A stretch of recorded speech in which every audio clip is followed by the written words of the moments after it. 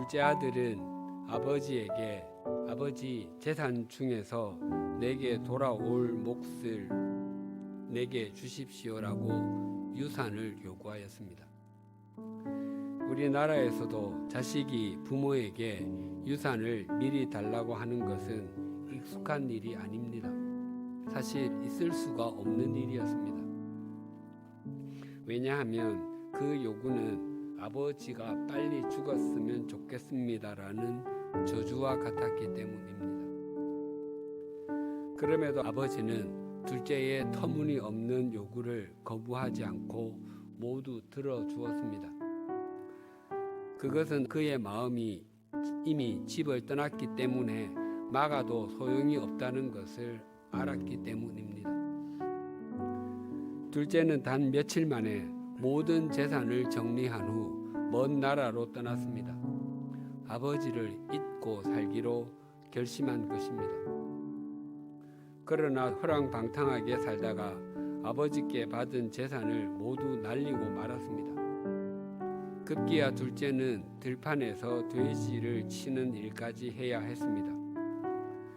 유대인들에게 돼지는 부정한 짐승이었고 돼지고기를 먹지도 않았습니다. 그러니까 둘째가 들판에서 돼지를 치게 되었다고 하는 것은 이젠 더 이상 인생의 의미도 없고 미래의 희망도 없고 삶의 의미도 사라지게 된 것을 의미합니다. 자신이 일꾼의 위치가 되고 나니까 자신과 자기 집에서 일하는 사람들을 비교할 수 있게 된 것입니다. 그리고 아버지가 어떤 분이신지도 다시 생각하게 되었습니다. 자기 주인은 자신을 실컷 부려먹고도 돼지가 먹는 쥐업 열매도 주려 하지 않는 사람인데 반해 아버지는 일꾼에게 일을 시키면 그 일꾼이 양식을 저장할 정도로 풍족한 봉급을 주는 아버지라는 사실을 깨닫게 된 것입니다. 둘째가 자신의 현실상을 바르게 분별할 수 있게 되자 아버지가 어떤 분이신지를 더욱 또렷하게 확인하게 된 것입니다. 이 순간부터 비로소 둘째는 아버지의 아들다운 아들로 빚어지기 시작했습니다. 둘째가 집으로 돌아갈 때 아직 집과는 거리가 상당히 멀었습니다. 아버지가 아들을 먼저 알아보고 달려가 목을 안고 입을 맞추었습니다. 둘째는 아버지께 집으로 돌아오기 전에 수없이 되뇌었던 말을 했습니다. 아버지, 내가 하늘과 아버지 앞에 죄를 지었습니다. 이제부터 나는 아버지의 아들이라고 불릴 자격이 없습니다.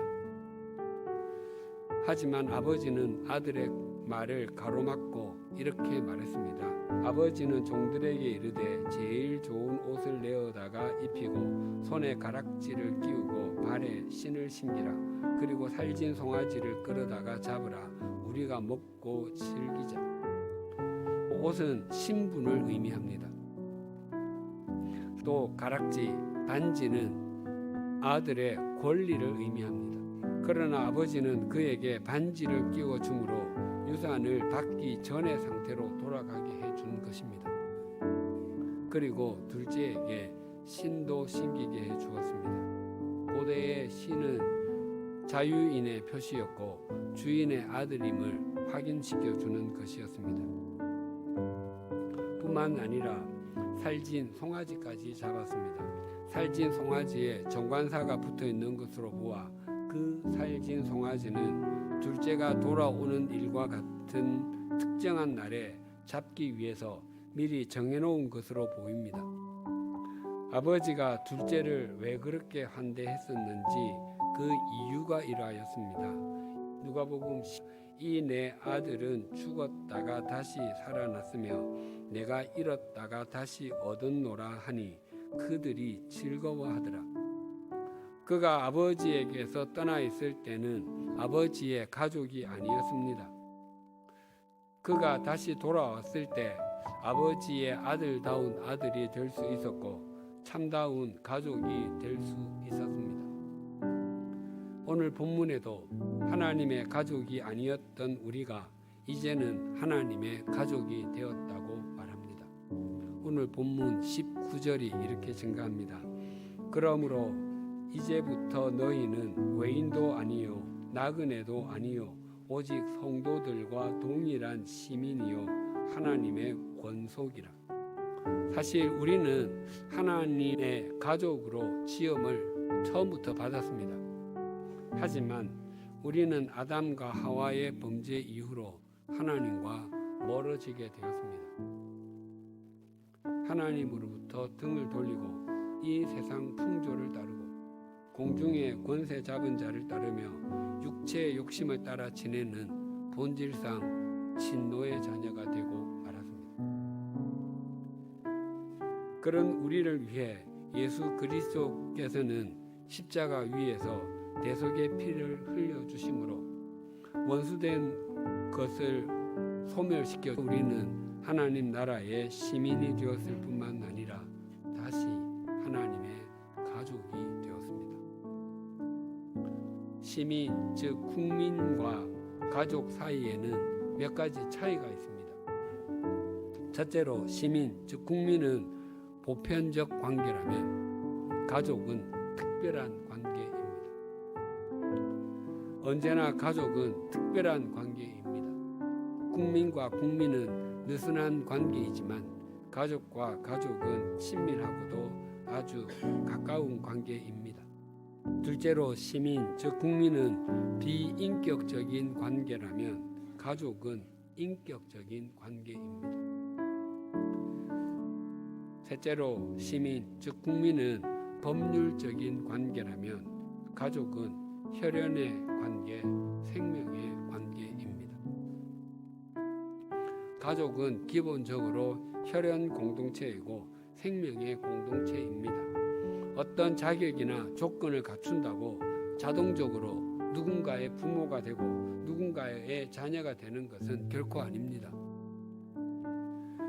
집을 나갔던 둘째는 자신을 아들이 아니라 품꾼의 하나로 받아주시기를 요청했습니다. 그러나 아버지는 그렇게 생각할 수 없었습니다.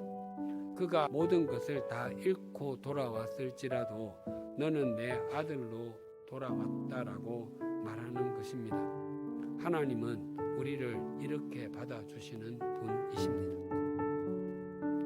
교우님들, 우리 모두가 하나님 나라의 시민다운 삶은 물론 하나님의 가족다운 삶을 신실하게 살아내십시다. 그보다 더 주님께 잡힌 바 된 그것을 잡으려고 달려가는 삶은 없습니다. 우리가 그 삶을 신실하게 살아낼 때 우리의 가정은 물론 우리 삶의 자리는 작은 하나님의 나라가 될 것입니다. 그런 우리를 통로 삼아서 이 시대의 역사를 새롭게 빚어가실 것입니다.